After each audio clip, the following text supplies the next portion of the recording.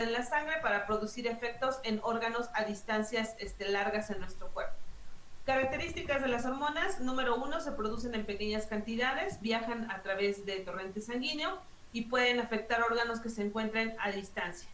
Tenemos distintos efectos de las hormonas que podemos clasificar en estimulantes, inhibitorios, antagonistas, sinergistas y trópicos.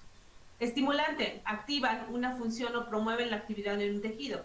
Inhibitorio: lo contrario, disminuye la actividad o bloquea la función en un tejido.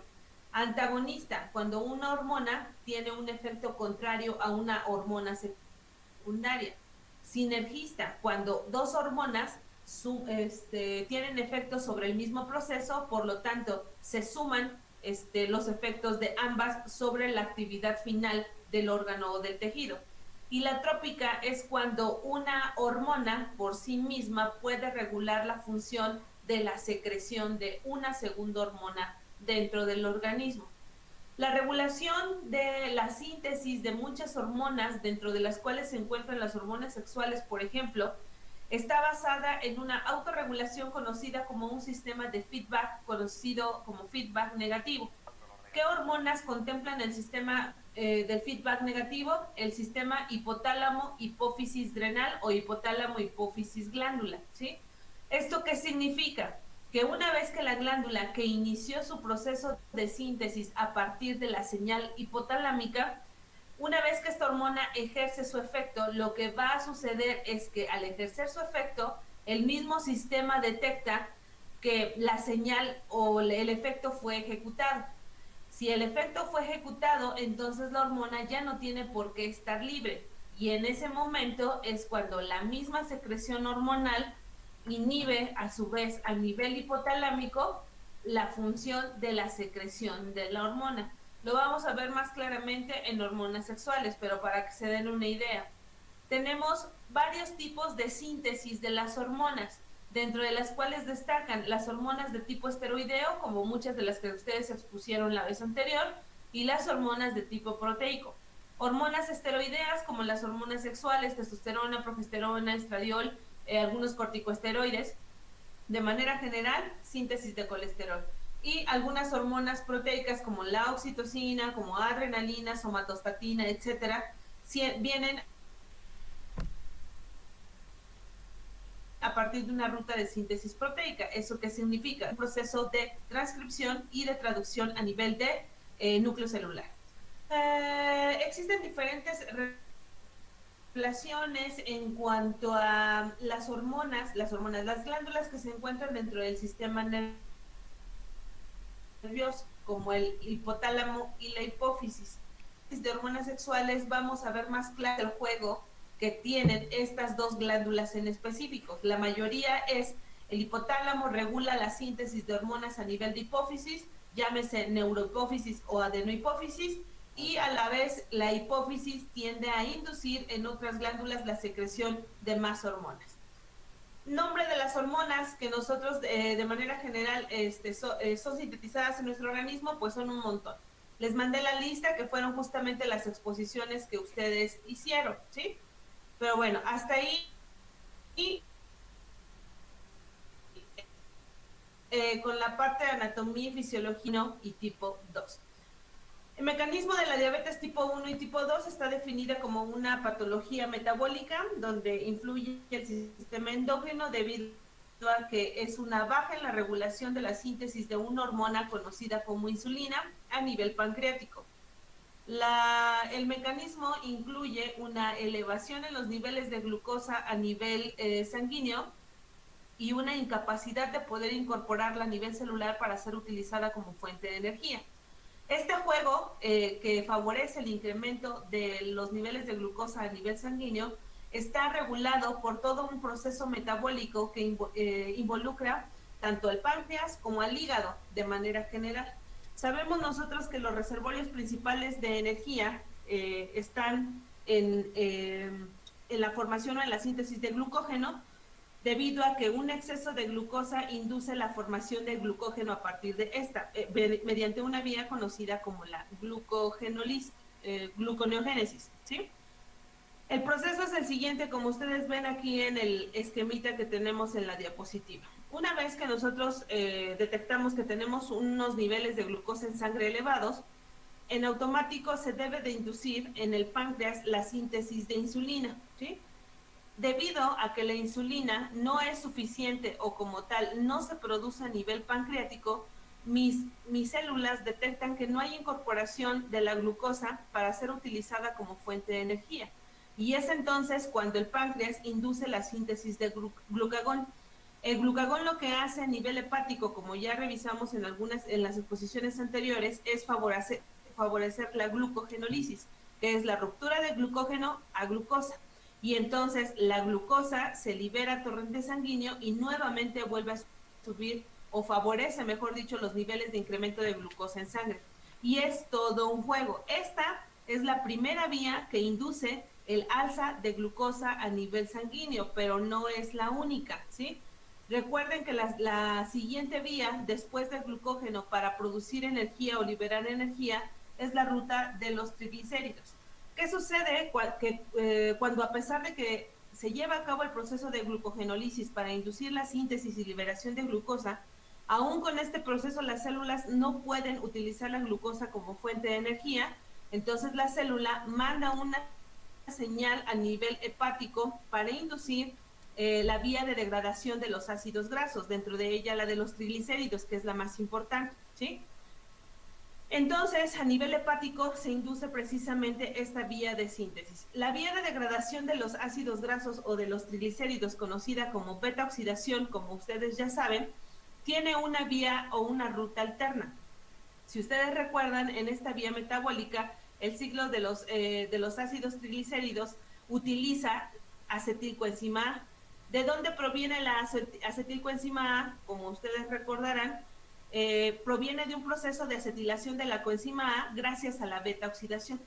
En el proceso de la beta oxidación, que es esta que tenemos del otro lado, del lado derecho, si recuerdan ustedes, este proceso metabólico lo que hace es romper las cadenas de carbono del ácido graso de 2 en 2 para reducir la cadena de carbonos y entonces favorecer el proceso de degradación de las grasas, ¿sí?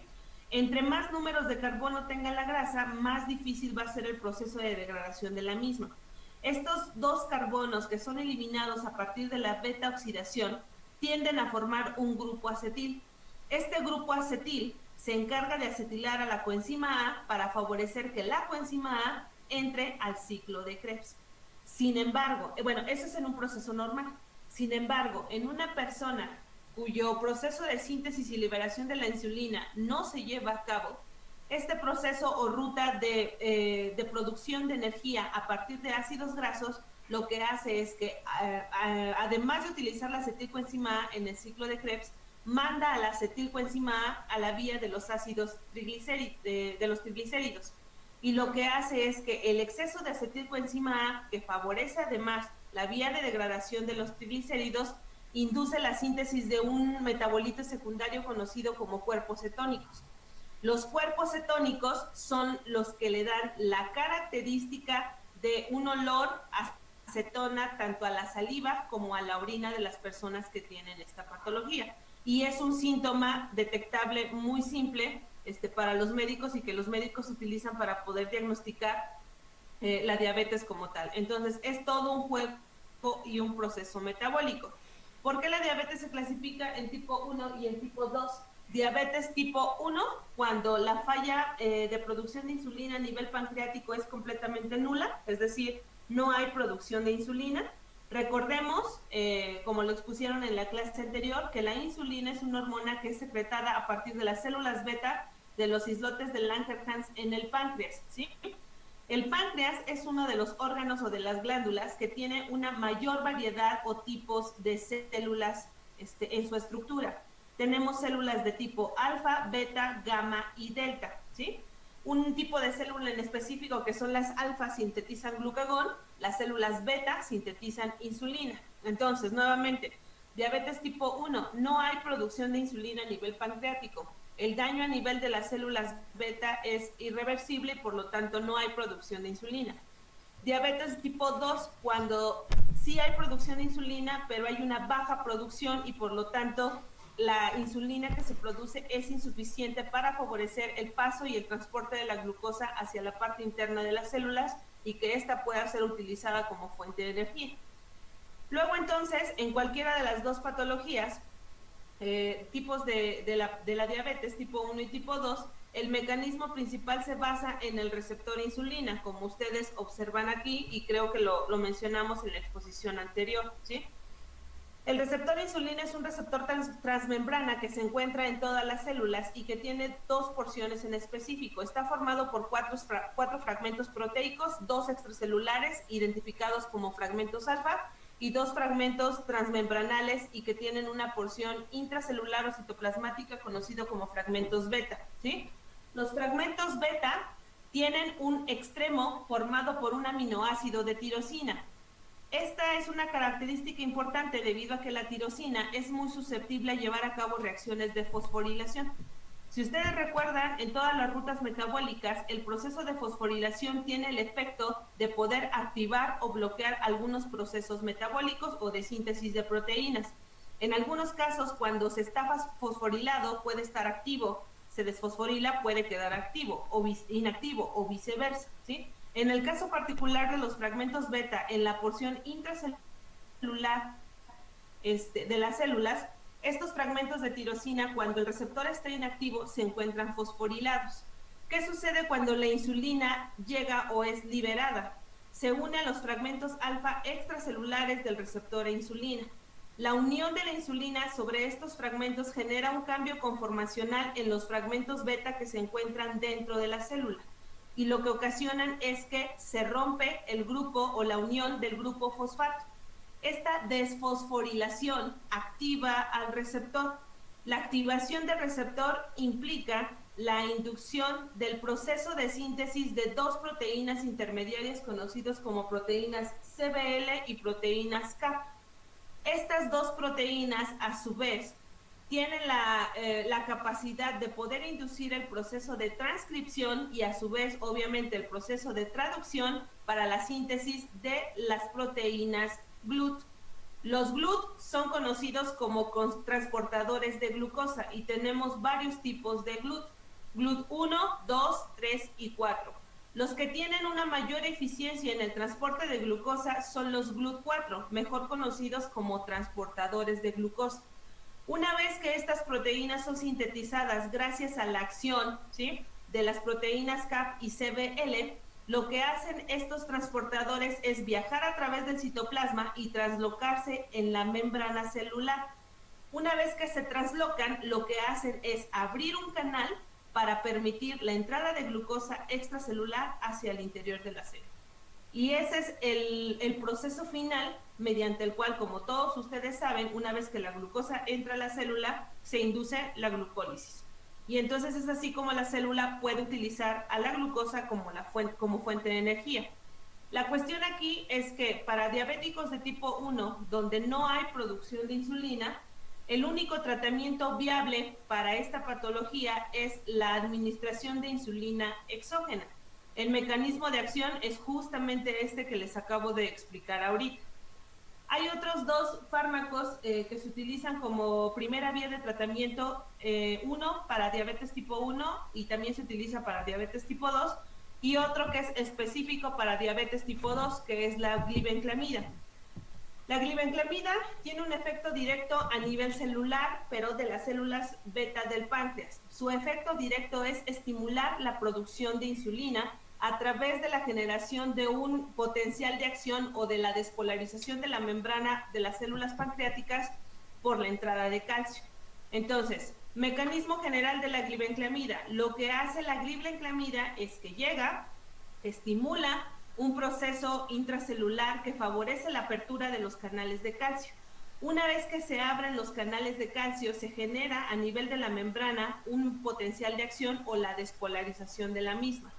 Se favorece el metabolismo intracelular de las células betas pancreáticas, se induce la síntesis de más insulina y se favorece la liberación de la misma. Entonces, por eso este tipo de fármacos son administrados antes de tomar cada alimento en las personas diabéticas. Este es específico para diabéticos de tipo 2, en donde la producción de insulina sí se da, pero en bajas concentraciones. Este fármaco no sirve para pacientes diabéticos de tipo 1. El que sí se llega a administrar para diabéticos de tipo 1 es la metformina, que es un fármaco clasificado dentro del grupo de las biguanidas, cuyo mecanismo de acción es favorecer el proceso de síntesis de los transportadores GLUT4 a nivel intracelular. Entonces, lo que hace la metformina atraviesa sin problema la membrana celular y lo que favorece es la reacción de liberación de las proteínas CBL y de las CAP, que si ustedes recuerdan, estimulan el proceso de transcripción y de traducción de los transportadores GLUT4. Luego entonces, lo que estamos favoreciendo es incrementar la síntesis de GLUT4. Si tenemos más GLUT4, va a haber más posibilidades de que estos se transloquen a la membrana, abran los canales y permitan la entrada de la glucosa a nivel intracelular.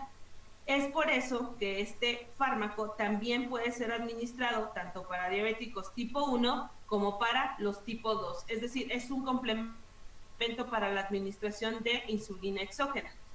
Hay un tercer fármaco que se llega a utilizar, conocido como telmisartán. El telmisartán lo que hace es favorecer a nivel nuclear el proceso de transcripción también de la síntesis y liberación de los transportadores GLUT4.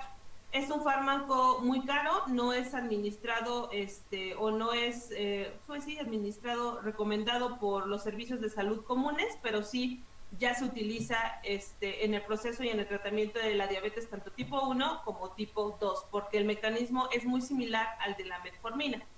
¿Sale? ¿Alguna pregunta con esta patología?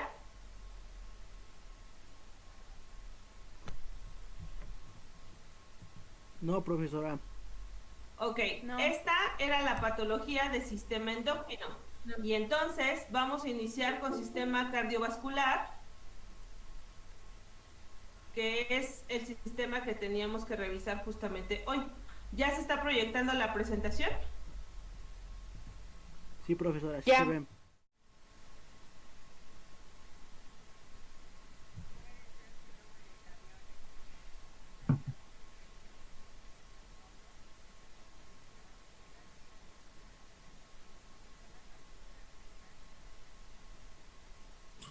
Bueno, ok chicos, ¿ya ven, están viendo la presentación?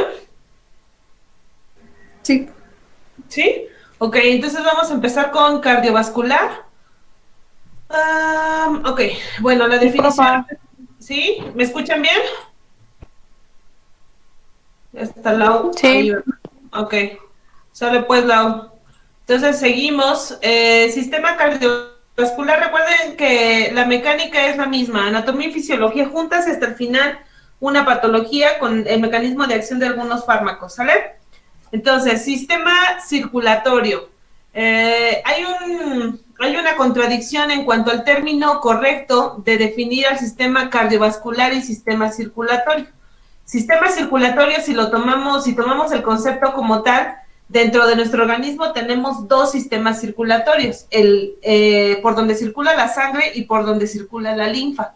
Entonces, aunque muchas veces se utiliza sistema circulatorio como un sinónimo de sistema cardiovascular, no es del todo correcto. Lo correcto es decir sistema cardiovascular, ¿sale? Entonces, lo que vamos a revisar nosotros aquí es específicamente el sistema cardiovascular. La anatomía del sistema cardiovascular es muy sencilla. Está formada únicamente por dos estructuras, la primera que es el corazón y la segunda que son los vasos sanguíneos. Los vasos sanguíneos se dividen a su vez por su estructura histológica en dos, en las arterias y en las venas, y más adelante vamos a ver cuál es la diferencia.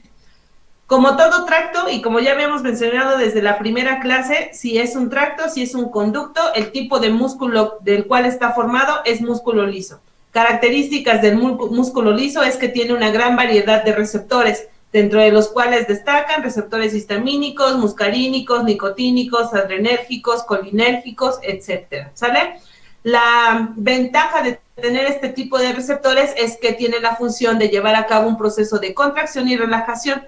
Específicamente dentro de las funciones del sistema cardiovascular y de circulación, La ventaja es que se permite el proceso de incremento y disminución del diámetro para favorecer la homeostasis en cuanto a la tensión arterial. El tipo de fluido que circula dentro de este sistema, pues ya saben ustedes, es la sangre. La función general, llevar oxígeno a todas las células, recoger el dióxido de carbono a través de su afinidad con la hemoglobina, llevar a cabo sustancias nutritivas a diferentes órganos y tejidos, arrastrar algunos productos de desechos. También tiene células de defensa contra algunos agentes patógenos y específicamente que forman parte del sistema inmunológico, y regular la temperatura del cuerpo, entre algunas otras de sus funciones. El tipo de circulación que tiene nuestro sistema cardiovascular se puede clasificar en dos o se puede dividir en dos. El sistema de circulación mayor o circulación somática y la circulación menor o circulación pulmonar o central. La circulación mayor, ustedes la van a ver representadas en todos los libros de texto con un color rojo, y la circulación menor con un color azul. Tipo de sangre que lleva la circulación mayor, sangre oxigenada. Tipo de sangre que lleva la circulación menor, sangre con dióxido de carbono. Los conductos que forman la circulación mayor, arterias, con una excepción a nivel pulmonar, que ahorita la vamos a revisar. Circulación menor, tipo de conductos que llevan esta circulación son las venas, con una excepción a nivel pulmonar, que la vamos a revisar ahorita en la circulación. ¿Sale? Tenemos un tipo de circulación específico conocido como sistema portal, y dentro de este sistema portal tenemos dos: el sistema portohepático y el sistema portohipoficiario. El sistema portohepático es un tipo de circulación específica para el hígado debido a las grandes necesidades energéticas que tiene este órgano. Recuerden que es el órgano principal que lleva a cabo el proceso metabólico de la farmacocinética en sus dos fases, tanto en la fase 1 como en la fase 2. Y el sistema portohipoficiario, como acabamos de revisar ahorita en sistema endocrino, el sistema o el eje hipotálamo, hipófisis adrenal, requiere también de circulación sanguínea específica. Entonces, por eso tenemos dos circulaciones portales diferenciadas. Estas no las vamos a ver ahorita, solamente vamos a revisar circulación mayor y circulación menor. Y empezamos con la anatomía general. El corazón es la estructura principal de este sistema, es un músculo estriado y está completamente hueco, no está lleno más que de sangre, y en algunos puntos, en alguna parte de su función, está completamente vacío. Actúa como una bomba aspirante e impelente, es decir, succiona e impulsa la sangre hacia diferentes estructuras. Las estructuras que se derivan directamente del corazón están conectadas a sus cavidades, que ahorita vamos a ver cuáles son. Son dos cavidades superiores, dos cavidades inferiores, y cada una tiene una comunicación en específico y reciben un nombre, ¿sí? Su ubicación: el corazón está situado en medio del tórax, en una región específica conocida como mediastino. Está ligeramente inclinada hacia el lado izquierdo y se encuentra en medio de los dos pulmones, por encima del diafragma, delante de lo que se conoce como el raquis torácico, y está separada de las vértebras por el esófago y por su primera derivación importante, que es la aorta. Se fija por en medio de ellos algunos grandes vasos, que ahorita vamos a revisar cuáles son, y algunos que llegan a él a partir de los pulmones, debido a que en la región alveolar de los pulmones es donde se lleva a cabo el proceso de intercambio de gases, como ya lo revisamos en sistema respiratorio. Ok, su forma y orientación: tiene forma de pirámide triangular o de cono, cuyo vértice se dirige hacia abajo, hacia la izquierda y hacia adelante, y la base se dirige hacia la derecha, hacia arriba y hacia atrás, ¿sí? De manera general, el volumen y el peso es ligeramente mayor en los varones. La diferencia varía según el sexo y también la edad. Tradicionalmente también el volumen del corazón varía dependiendo del proceso físico que esté llevando a cabo, es decir, si se encuentra en sístole o si se encuentra en diástole. Sístole es el proceso de contracción del músculo cardíaco, diástole es el proceso de relajación. La contracción funciona como sistema de expulsión de la sangre de las cavidades del corazón, y la diástole favorece el llenado de las mismas cavidades. El volumen total, la capacidad total que tiene el corazón es de aproximadamente de 500 a 800 mililitros, siendo más importante el volumen de salida de la sangre, es decir, la que va a llegar a los diferentes órganos para que lleve a cabo el proceso de oxigenación. El peso de esta estructura es de aproximadamente 275 gramos en varones y de 250 gramos en mujeres. Estamos hablando de mujeres y hombres en edad adulta. En este esquema que ustedes tienen aquí están las diferentes partes del corazón y entonces vamos a empezar a revisarlas. Las que se encuentran en azul, en la parte del medio, azul clarito y azul más oscuro, son precisamente las cavidades de las cuales están formadas. Entonces, tenemos 2 cavidades superiores conocidas como aurículas, 2 cavidades inferiores conocidas como ventrículos. Asimismo, como ustedes observan, esta región en color rojo es la que está formada por músculo cardíaco. Revisamos cuando vimos sistema digestivo, que en todo nuestro organismo tenemos 3 tipos de músculos en específico: músculo liso, músculo cardíaco y músculo esquelético. Mencionamos en dónde se encuentra cada uno. Músculo cardíaco, solamente obviamente en corazón. Característica que lo hace diferente, tiene células que son autoexcitables, es decir, son capaces de generar potenciales eléctricos para inducir un proceso de contracción en todo el músculo, ¿sí? Cuando estas células que son generadoras de potenciales eléctricos fallan, no quiere decir que el músculo cardíaco esté fallando o que haya perdido la capacidad de contracción-relajación. Lo que se perdió es la capacidad de inducir potenciales eléctricos.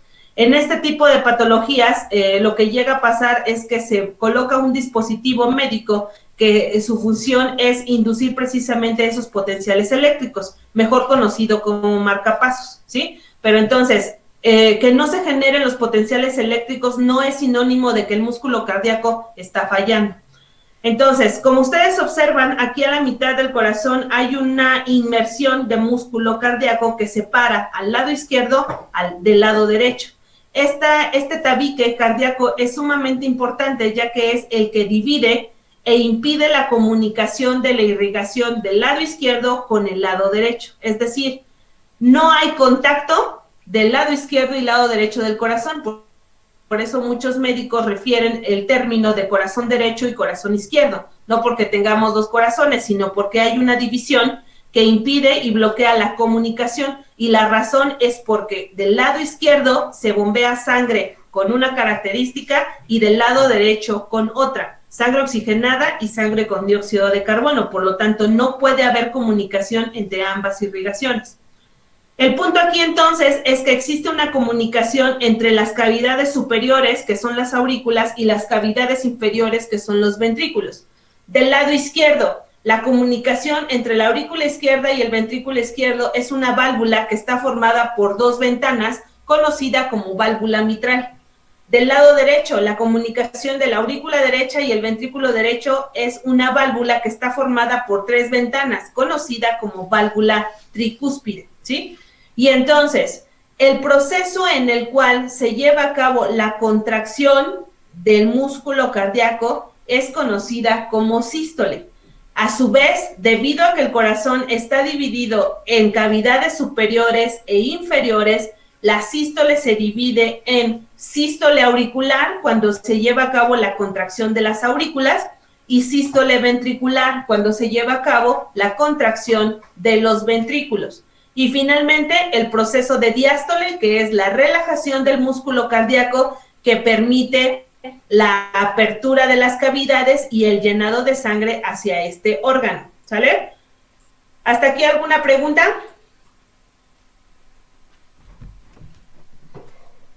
No, profe. No, profe. No, profesora. Ok, sale pues. Entonces continuamos. Se sigue viendo la presentación, ¿verdad? Sí, se ve bien. Ok. Sí. Perfecto. Entonces, por lo tanto, mencionábamos, el corazón derecho está formada por la aurícula derecha y el ventrículo derecho, separados por la válvula tricúspide, y el corazón izquierdo está formado por la aurícula izquierda, ventrículo izquierdo, separados por la válvula mitral, ¿sí? Histológicamente, es decir, las capas de tejido del cual está formado el corazón, pues son varias, e identificamos de adentro hacia afuera de la estructura, es decir, de esta parte interna hacia afuera, ¿sí? Identificamos las siguientes capas: el endocardio, el miocardio, que es, digamos, el fundamental dentro de la estructura porque es el que está formado por músculo cardíaco.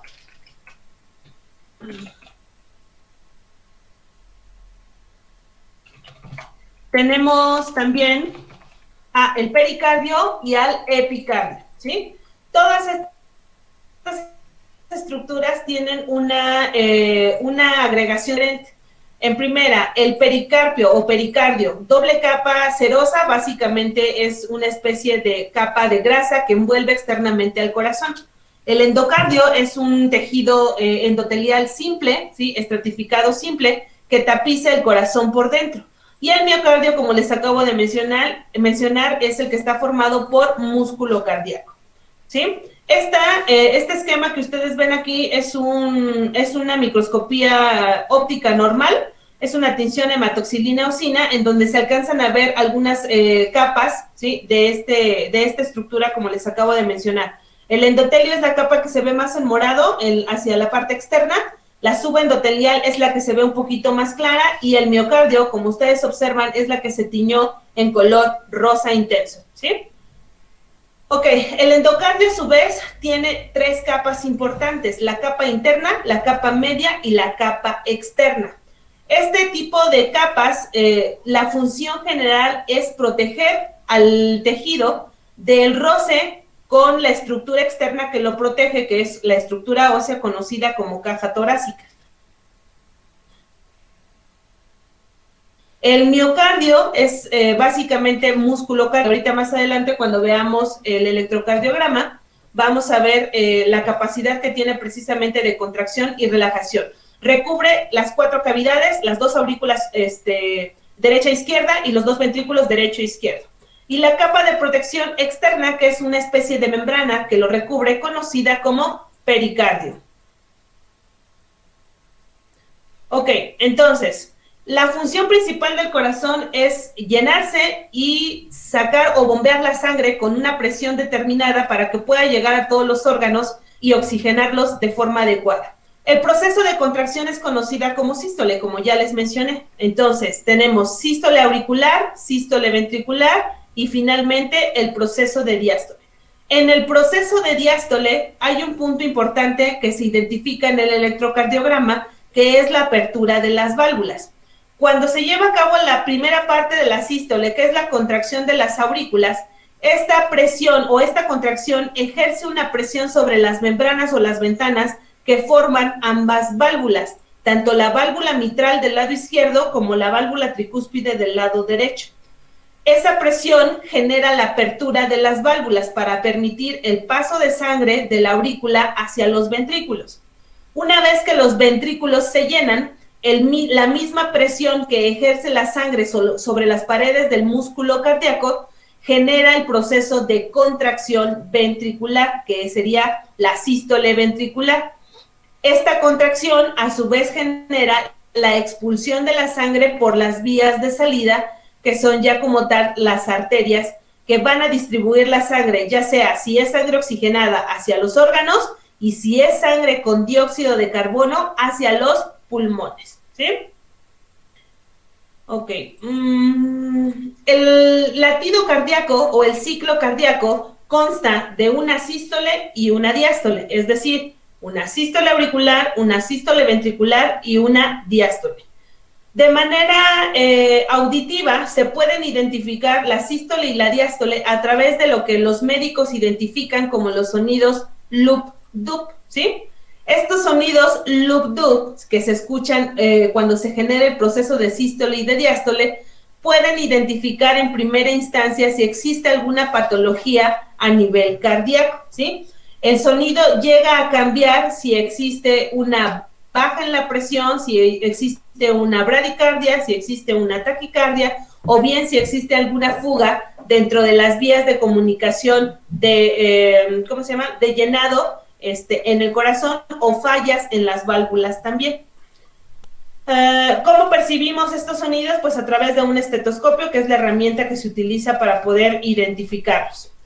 La manera o la técnica mediante la cual podemos identificar de manera más clara cuáles son los procesos de sístole y de diástole, si se están llevando a cabo de manera adecuada, es el electrocardiograma, en donde se identifican a través de varios picos los procesos de sístole y de diástole. Antes de llegar a la interpretación de manera general del electrocardiograma, habrá que revisar que precisamente este proceso de contracción del músculo cardíaco a nivel auricular y a nivel ventricular es generado por lo que yo les decía, por las células características del músculo cardíaco que tienen la capacidad de inducir cargas eléctricas, ¿sí? Estas cargas eléctricas que se generan en ciertos puntos del músculo cardíaco tienen la capacidad de distribuirse a través de todo el músculo cardíaco. En este esquema ustedes lo ven representado con el color verde. Esta distribución del impulso eléctrico a través de todo el músculo cardíaco se da específicamente por la entrada y la salida de diferentes iones que participan en el proceso. Recuerden ustedes, lo revisamos a grandes rasgos en las primeras clases. La membrana citoplasmática de todas las células tiene un potencial de membrana conocido como potencial basal. ¿Por qué tiene un potencial basal? Porque la membrana plasmática está formada por una bicapa lipídica. Esa bicapa lipídica tiene grupos químicos en específico. Recuerden, está formada por fosfolípidos. Los grupos fosfato nos dan una carga eléctrica o un momento polar en específico. Entonces, de manera normal, por la mera característica química del cual está formada la membrana tiene un potencial basal, que generalmente siempre es de menos 60 milivolts. ¿Cuándo puede cambiar ese potencial basal? Cuando a través de la membrana se abren canales, se activan diferentes bombas iónicas y permiten la entrada y la salida de diferentes iones.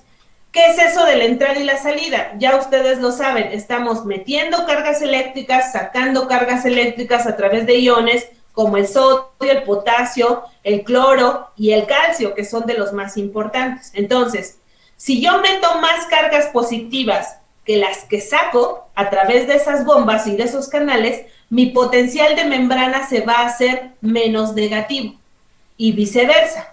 A su vez, cualquier cambio en el potencial de membrana basal genera lo que se conoce como un potencial de acción. Y es justamente este potencial de acción, es decir, un cambio en la carga eléctrica, lo que hace que se genere un potencial eléctrico en las células del músculo cardíaco y se tenga la capacidad de distribuirse a través de todo el músculo. Gracias a la presencia de dos nódulos o de dos senos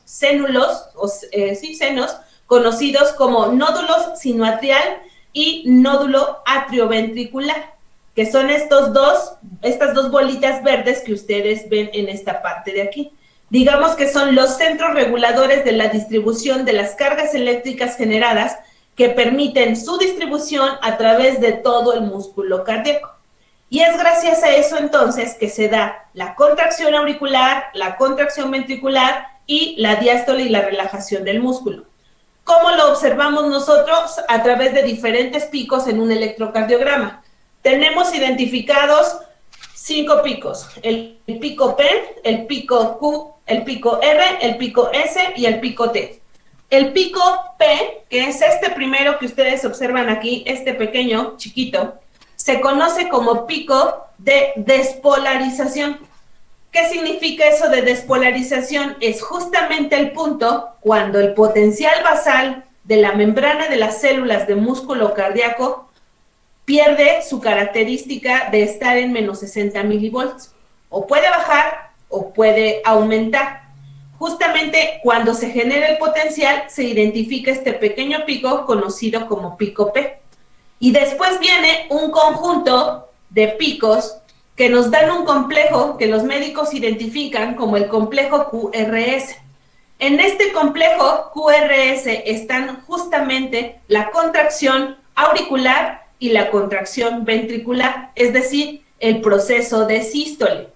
¿Qué le identificamos al pico QRS? Punto número 1, la altura. La altura del complejo QRS nos da una idea de la potencia de la contracción del músculo. Segundo, la frecuencia, es decir, qué tan largo en tiempo es la formación del complejo QRS. Como ustedes ven aquí en la diapositiva, este pico se hace alto y se hace corto en tiempo. Vean la distancia de P a S, ¿sí? Si esta distancia se hace más grande, se amplía, ¿sí? Luego entonces eso me está indicando una falla en el proceso, en este complejo QRS, que implicaría una falla en el proceso de sístole del músculo cardíaco, ¿sí? Entonces, complejo QRS me está indicando la despolarización ventricular y por lo tanto la contracción auricular y ventricular. Su duración es de aproximadamente 0.06 a 1 segundo, ¿sí? Milisegundo, aquí está la mano. A 1 milisegundo, ¿sí? Y finalmente tenemos el pico T o el pico de repolarización. Es el proceso en el cual la membrana celular regresa nuevamente a su potencial basal, a menos 60 milivolts, y por lo tanto el músculo cardíaco tiende a relajarse, es decir, ocurre el proceso de diástole, ¿sí? ¿Alguna pregunta? Porque esto es pregunta de examen. No, profesora, todo bien. Ok, perfecto. Sí tengo una. Dígame. Ahí en el electrocardiograma, el de QRS, ¿cada cuánto se puede dar? Porque digamos que es como constante, ¿no? Ajá. El periodo va de 0.06 a 0.1 milisegundos. Pero ese es lo que, digamos, diferencia de cada uno. Sí, lo que dura de QRS. O sea, para llevarse a cabo, para ejecutarse estos 3 puntos en el pico, el QR y S, ese es el proceso de duración. Si hablamos del ciclo completo, el ciclo cardíaco completo abarca desde el P, que es la despolarización, hasta el T, que es la repolarización. Ese proceso dura aproximadamente de 0.3 a 0.5 segundos. Ah, ok, ahí ya es el tiempo ya completo, ¿no? Exacto, completo de todo el ciclo cardíaco. Ok, gracias. Ok, entonces vámonos, si ya no hay dudas en cuanto a esto, vámonos a la circulación. Mencionábamos que hay 2 tipos de circulación mayor o sistémica y circulación menor o pulmonar, ¿sí? Circulación mayor la vemos representada aquí en color rojo, tipo de conductos que llevan a cabo la circulación mayor, arterias, con excepción de la pulmonar, y el tipo de sangre que lleva es sangre oxigenada. Circulación menor, representada en color azul, conductos que lo llevan venas, con excepción de la pulmonar, y tipo de sangre que circula sangre con dióxido de carbono.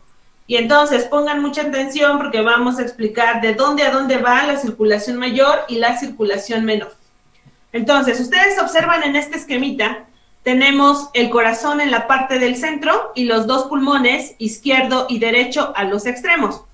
Si recuerdan ustedes, justamente aquí en los pulmones es donde se lleva a cabo el intercambio de gases. Entonces, vamos a iniciar. Suponiendo que se llevó a cabo el intercambio de gases y tengo sangre oxigenada, ¿sí? Esta sangre oxigenada a través de las venas pulmonares, estas que tengo aquí, tanto del lado izquierdo como del lado derecho, en color rojo, ¿sí? Se llaman venas pulmonares porque están emergiendo de los pulmones y están llenándose con sangre que fue... ¿Podría volver a explicar eso? Es que la verdad se le está cortando la... ¿Ya lo escuchaban? Ajá, A ver si ya me escuchan. ¿Ya me escuchan mejor? No se escucha. Sí, ya. Ok. Entonces, vamos a repetir lo de la circulación. Tenemos sangre oxigenada que sale de los pulmones, ¿sí? Está aquí, no sé si se ve que estoy señalando con el cursor, ¿sí, verdad? Sí, profesora, así se ve. ¿Sí? Ah, ok, bueno, Sí. Entonces, Sí, profe. tenemos sangre oxigenada que sale de los pulmones a través de las venas pulmonares, tanto del lado izquierdo como del lado derecho, ¿sí? Ambos llegan a la aurícula izquierda. La aurícula izquierda se llena, se contrae, es decir, ocurre la sístole auricular, y entonces se abre la válvula mitral para llenar ahora el ventrículo izquierdo. Una vez que se llena el ventrículo izquierdo, ocurre la contracción ventricular, es decir, la sístole ventricular, para expulsar la sangre a partir de la derivación de esta vía, que es la aorta. Y entonces se distribuye hacia la parte superior y hacia la parte inferior. Parte superior para oxigenar cerebro, parte inferior para oxigenar todos los demás tejidos. Una vez que se lleva a cabo el proceso de oxigenación de los tejidos y los órganos, ocurre el proceso de respiración celular y entonces incrementa la producción de dióxido de carbono. ¿Quién recoge el dióxido de carbono? La hemoglobina. Recuerden ustedes, una vez que forma el complejo con el fierro y una vez que liberó al oxígeno para oxigenar a los tejidos, recoge al dióxido de carbono. Y entonces lo hace también por dos vías, la vía inferior y la vía superior. Las venas que se encargan de recoger a la sangre con dióxido de carbono son las venas cavas. Tenemos dos derivaciones de las venas cavas, la vena cava inferior y la vena cava superior.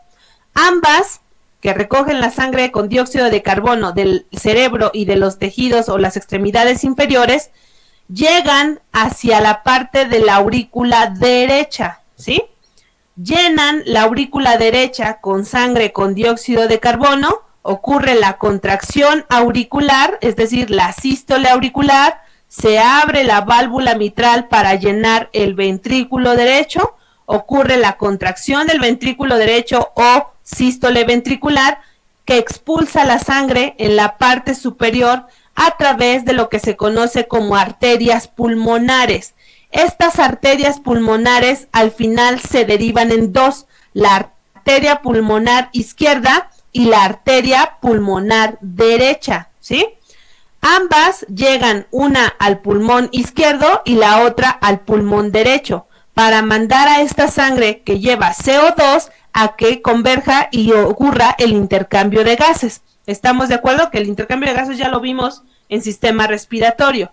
Y entonces, nuevamente, una vez que ocurrió ya el intercambio de gases, la sangre oxigenada vuelve a entrar y llegar a la aurícula izquierda y a ocurrir nuevamente el proceso de la circulación mayor.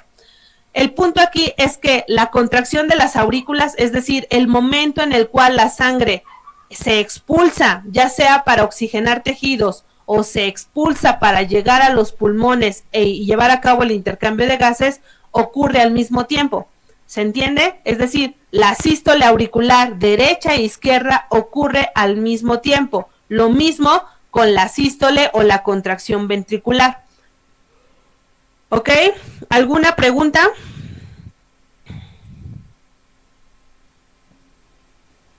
¿No? Ok, perfecto. Y entonces nos vamos ahora, mencionábamos que tenemos dos tipos de conductos, las arterias y las venas. Ambos tienen un recubrimiento de músculo liso, pero tienen algunas diferencias histológicas. En cuanto a las arterias, bueno, las arterias están formadas por tres capas, una capa externa o adventicia, la capa media que está formado por músculo liso, como ya lo mencionamos, y la capa interna o íntima que está constituido básicamente por un tejido conjuntivo, ¿sí? Vamos a ver de manera más clara la diferencia histológica en una diapositiva que debe estar aquí. Permítame tantito. Ay, no, creo que ya la quité.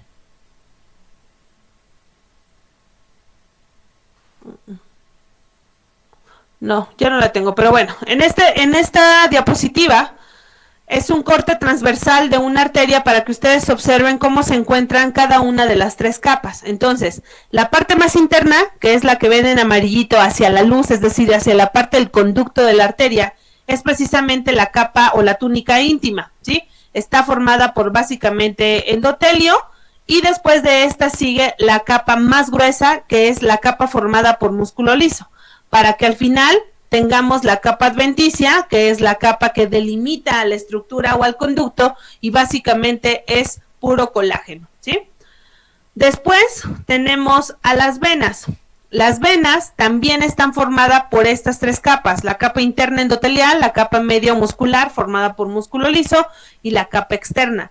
pero hay una diferencia con respecto a las arterias.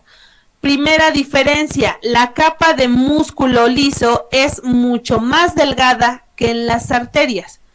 Y la segunda diferencia, todas las venas, absolutamente todas en nuestro organismo, tienen hacia ciertos trazos o distancia la presencia de estructuras conocidas como válvulas.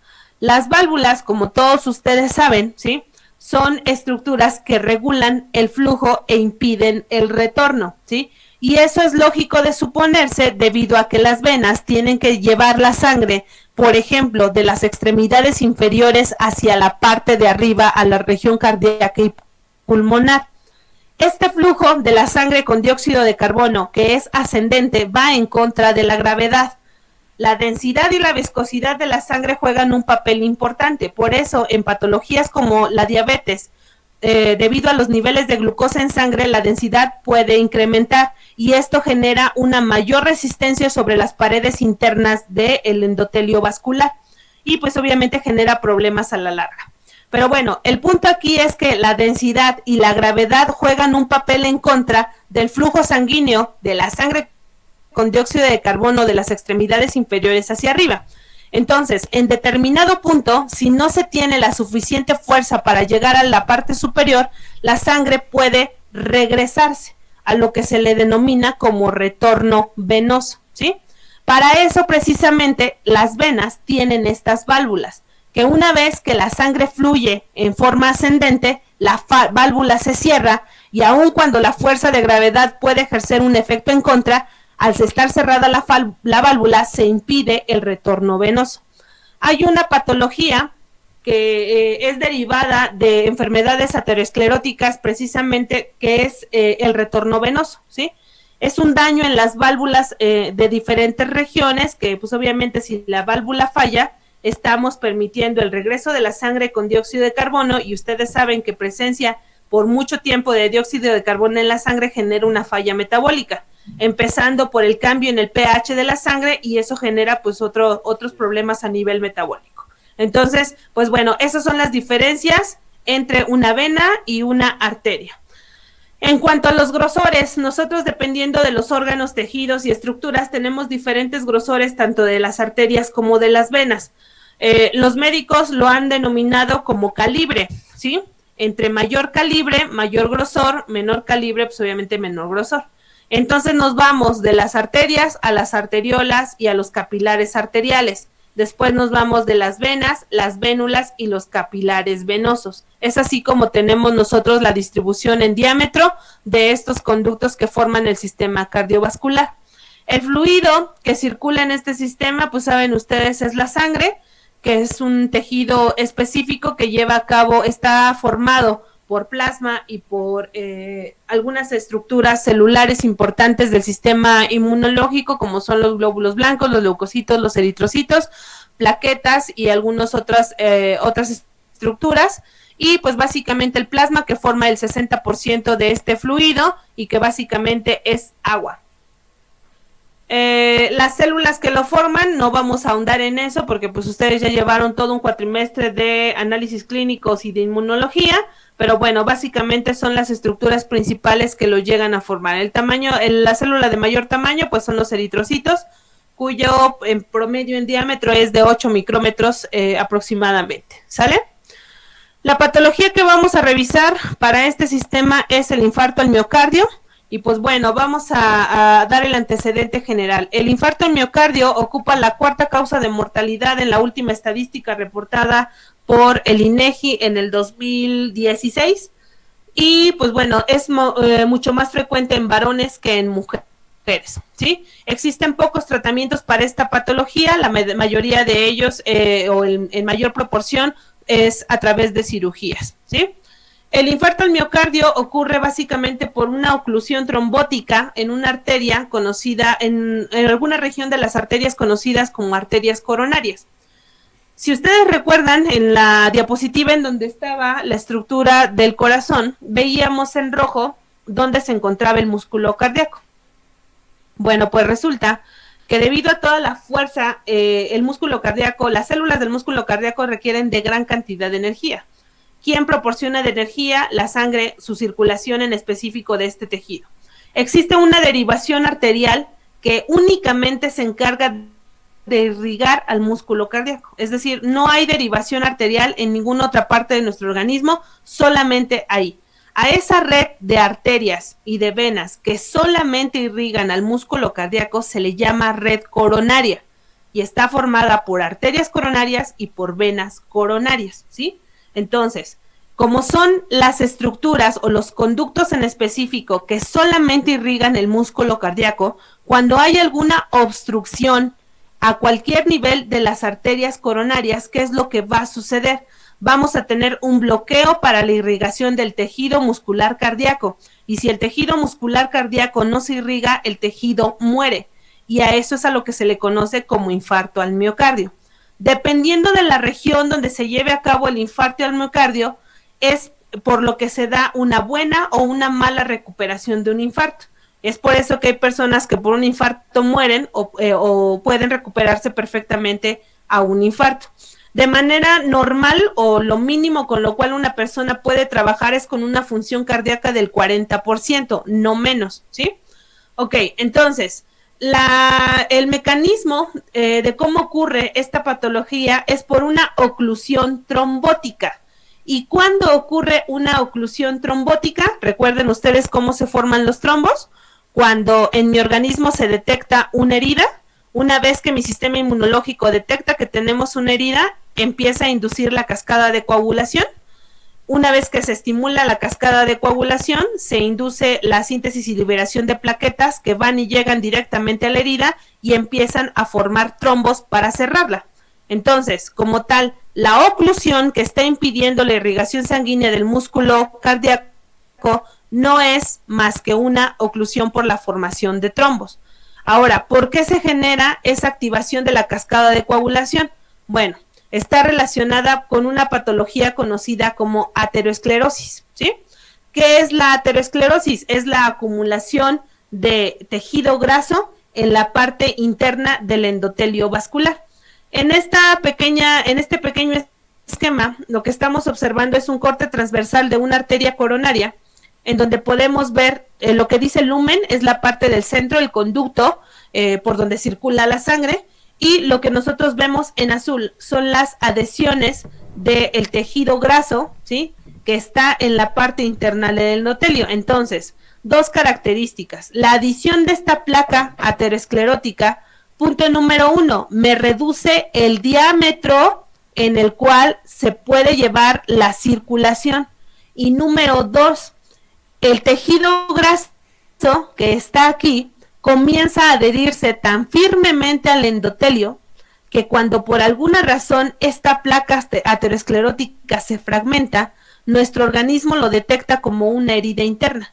Y si lo detecta como una herida interna, ¿qué es lo que va a desencadenar? La activación de la cascada de coagulación para la formación de plaquetas. Y es por eso que se forman los trombos a nivel de coronarias y lo que genera un infarto al miocardio, ¿sí? En esta otra diapositiva también vemos dos cortes transversales de dos lesiones en coronarias en diferentes niveles. La que ustedes ven en la letra A es básicamente una oclusión, una obstrucción prácticamente completa. En lo que ustedes observan del lado B es el inicio de la formación de una placa aterosclerótica que, bueno, puede desencadenar en este tipo de patologías. Entonces, básicamente lo que ocurre, si vamos siguiendo la serie de eventos, es lo siguiente. Nosotros tenemos la adhesión del tejido lipídico a nivel de la parte interna del endotelio. Una vez que esta placa aterosclerótica se rompe, se inicia la liberación o la activación de la cascada de coagulación. Esta cascada de coagulación, como todos ustedes saben, inicia con la activación y liberación de monocitos. Los monocitos pueden liberar algunas interleucinas, dentro de las cuales están la interleucina 4, la 6, la 12 y la 5. Estas interleucinas, a su vez, inician la síntesis de algunos factores de coagulación y la activación de las plaquetas para que éstas lleguen a la zona de donde se encuentra la lesión y comiencen a formar específicamente el trombo. Es justamente el trombo lo que bloquea, ¿sí? La circulación coronaria. No es como tal la acumulación o la formación de la placa. Muchos en determinado momento pensamos eso, que la adición de la grasa a nivel del endotelio es lo que da la oclusión o el bloqueo en la circulación. Eso es falso. Lo que genera como tal la oclusión es la formación de trombos a este nivel, porque se rompió una placa aterosclerótica de manera previa, ¿sí? Ok, ¿cuál es el cuadro clínico que se puede llegar a presentar en este tipo de patologías? Básicamente puede generarlo o puede inducirlo un ejercicio extremo cuando no se ha detectado previamente que se tiene formación de placas ateroscleróticas, estrés emocional por la síntesis y liberación de algunos neurotransmisores como la adrenalina y la acetilcolina específicamente, algunas otras patologías dentro de las cuales destacan de manera muy importante la diabetes, y algunas cirugías que se hayan llevado a cabo a nivel cardíaco. Algunos síntomas es la modificación en el ritmo en el ciclo cardíaco, el incremento en el tono simpático y el incremento en la tendencia de la formación de trombos entre las 6 y las 12 horas de que se llevó a cabo la formación de la placa aterosclerótica, ¿sí? No sé quién es Biosumpango, pero bueno, ok. El tipo de tratamiento que se da para el infarto al miocardio, tenemos de varios estilos. El uso de fármacos es muy común, pero no tiene un efecto como tal directo. La administración de oxígeno de forma directa para evitar el daño a otros tejidos, precisamente por esta falla. El control del dolor, pues obviamente es sumamente importante. El uso de laxantes también, debido a que el uso de laxantes lo que hace es regular a través del volumen, ¿sí? Y a través del sistema renina-angiotensina-aldosterona, lo que es la presión arterial. Dentro de los fármacos que se llegan a utilizar en el tratamiento del infarto al miocardio, tenemos a varios. A los identificados como agentes antitrombóticos, como el ácido acetilsalicílico o aspirina. Aquí es importante mencionar y recordarles, como lo veíamos en la primera clase que tuvimos, que existen algunos fármacos o principios activos cuyo mecanismo de acción cambia dependiendo de la concentración del fármaco. El ácido acetilsalicílico o la aspirina es uno de ellos. La aspirina en dosis grandes o en concentraciones elevadas de más de 250 o 300 miligramos potencian su efecto analgésico, ¿sí? Pero en dosis bajas o concentraciones bajas de 100 o menos miligramos, ¿sí? Su efecto antitrombótico es mucho mayor que el efecto analgésico. Entonces, por eso, la aspirina en concentraciones de 50 y de 100 miligramos es utilizado como agente antitrombótico en tratamiento para infarto al miocardio. Tenemos otro tipo de fármacos conocidos como beta bloqueadores, dentro de los cuales el más importante está la nitroglicerina. Y ahorita vamos a ver sus mecanismos de acción.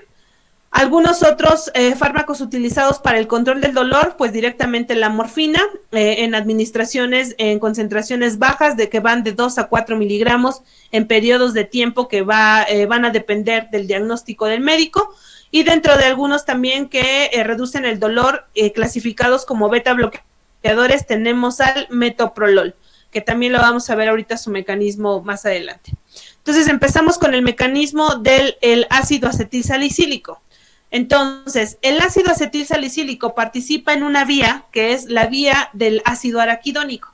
Como ustedes recordarán y en algún momento lo revisaron, la vía de la síntesis del ácido araquidónico culmina en la producción de prostaglandinas y en la producción de tromboxano A.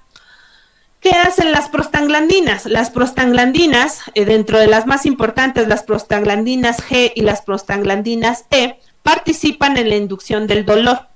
Y el tromboxano es un agente proteico importante que induce la formación y la adhesión de las plaquetas para la formación de trombos. Entonces, el mecanismo de la síntesis de estos dos es a partir del ácido araquidónico. Resulta que el ácido araquidónico, por acción de la ciclooxigenasa 1 y de la ciclooxigenasa 2, estas enzimas favorecen la conversión de este sustrato en estas dos proteínas importantes, tanto las prostaglandinas como el tromboxano. El tromboxano, en el caso del infarto al miocardio, tiene una participación importante. Se induce o incrementa su concentración y favorece la adhesión de las plaquetas formando los trombos. El mecanismo entonces del ácido acetilsalicílico es que es un AINES, es un analgésico antiinflamatorio no esteroideo, que lo que hace es inhibir a la ciclooxigenasa 1 y a la ciclooxigenasa 2. Si inhibe a las ciclooxigenasas, ¿qué está impidiendo? Está impidiendo la formación de tromboxano. Si no hay tromboxano, voy a reducir la adhesión de plaquetas y por lo tanto voy a reducir la formación de trombos. Entonces es por eso que el ácido acetilsalicílico en dosis bajas es utilizado como un agente antitrombótico, ¿sí? El otro fármaco que mencionamos que se llega a utilizar como beta bloqueador es el metoprolol. Entonces, en un infarto al miocardio, lo que sucede es que la adrenalina incrementa su producción. Si la adrenalina incrementa su producción, esta llega y activa los receptores de tipo beta para la adrenalina. Una vez que se activa este receptor, se estimula la producción de una proteína G, que es un segundo mensajero, y se favorece toda la vía de la adenilato ciclasa y de la síntesis del AMP cíclico. Si ustedes recuerdan, cuando vimos el mecanismo del asma, dijimos que la forma activa del AMP es el AMP cíclico. Una vez que este está activo, la respuesta ante la síntesis de estas proteínas es favorecer la entrada de calcio. La entrada de calcio, una vez que se lleva a cabo, lo que hace es generar un potencial de acción, cambio en el potencial de membrana de las células del músculo cardíaco, y lo que hace es que este músculo cardíaco se contrae. Si el músculo cardíaco está contraído, estamos favoreciendo o inhibiendo la irrigación sanguínea, estamos bloqueándola. Entonces, mientras se mantenga contraído, se dificulta la irrigación sanguínea en todo el músculo cardíaco. ¿Qué es lo que hace el metoprolol? El metoprolol lo que hace es que es un antagonista de los receptores adrenérgicos beta. Es decir, se une al receptor beta y entonces bloquea al receptor, impidiendo toda la vía metabólica, bloqueando entonces la entrada de calcio, y como respuesta voy a tener no la contracción del músculo cardíaco, sino la relajación. Si tengo relajación del músculo cardíaco, tengo distensión y tengo más espacio para favorecer la irrigación sanguínea a nivel de músculo cardíaco. Entonces, ese es el mecanismo del metoprolol, que es uno de los fármacos pues, más utilizados. Y finalmente la nitroglicerina, que es un fármaco utilizado de emergencia para el tratamiento del infarto al miocardio. Generalmente su administración es vía sublingual, debido a que es la vía más rápida para que pueda ejercer su acción. Si todos ustedes se fijan o se han fijado, por debajo de la lengua tenemos derivaciones arteriales bastante importantes. La que tenemos por debajo de la lengua es una derivación directa de la aorta. Entonces, la vía de absorción sublingual suele ser muy importante cuando queremos tener efectos directos a nivel de corazón. Entonces, ¿qué hace la nitroglicerina? Bueno, la nitroglicerina viaja en torrente sanguíneo y llega a nivel del endotelio vascular. Una vez que se detecta que tenemos nitroglicerina, nuestras células del endotelio inducen la síntesis de una enzima conocida como óxido nítrico sintetasa. Esta óxido nítrico sintetasa es una enzima de tipo inducible. Ya habíamos mencionado en otra clase qué es eso de las enzimas inducibles. Es decir, solo se induce su síntesis cuando se detecta que tiene al sustrato correspondiente. En este caso, ¿quién es su sustrato? La nitroglicerina, que nosotros estamos administrando vía sublingual. Entonces, se induce la síntesis de la óxido nítrico sintetasa, que toma a la nitroglicerina como sustrato y la convierte en óxido nítrico. Este óxido nítrico induce o estimula a nivel del endotelio la transformación del GTP. Este GTP, a través de la guanilato ciclasa, se transforma en GMP cíclico. Y este GMP cíclico tiene un efecto directo a nivel del endotelio vascular para generar vasodilatación. Y entonces es así como permitimos la relajación de todos los vasos sanguíneos, incluyendo obviamente las arterias y las venas coronarias, para favorecer la circulación y la irrigación a través del músculo cardíaco. Este mecanismo es inhibido por otra enzima conocida como fosfodiesterasa, es decir, la fosfodiesterasa rompe el ciclo del GMP y lo transforma en GMP. Este GMP ya tiene un efecto completamente inactivo. Existen otros fármacos que pueden llegar a inhibir la fosfodiesterasa E. Si nosotros bloqueamos a la fosfodiesterasa E, estamos favoreciendo que el GMP cíclico, que es la forma activa y que genera vasodilatación, se mantenga por mayor tiempo, ¿sí? Entonces, pues bueno, como dato cultural, ¿sí? Y de un fármaco importante, por allá por la década de los años, por allá por los años 2000, se comenzó una investigación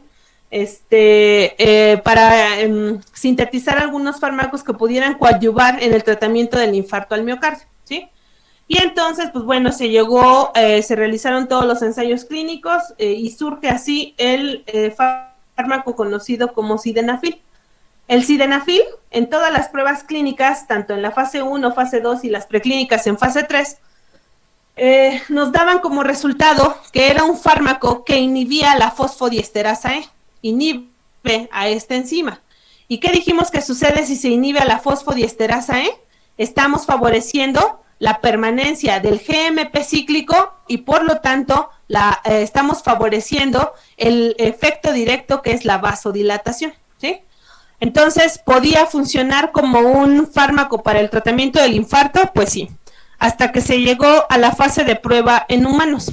Resulta que en la fase de prueba en humanos sí generaba un efecto de vasodilatación, pero era solamente localizado a nivel de la vascularización de los cuerpos cavernosos del pene, lo que tenía como resultado una permanencia, obviamente por mayor tiempo, de la erección de este órgano. Y entonces es así como nace el famosísimo Viagra, que en inicio era un fármaco ideado para el tratamiento del infarto al miocardio y que actualmente, pues bueno, hizo rico a la empresa farmacéutica, los hizo ricos porque pues es utilizado como tratamiento para la impotencia, ¿sale?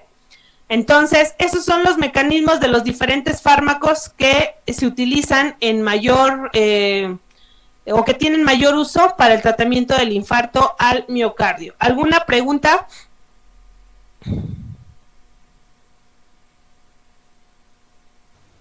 No, profesora.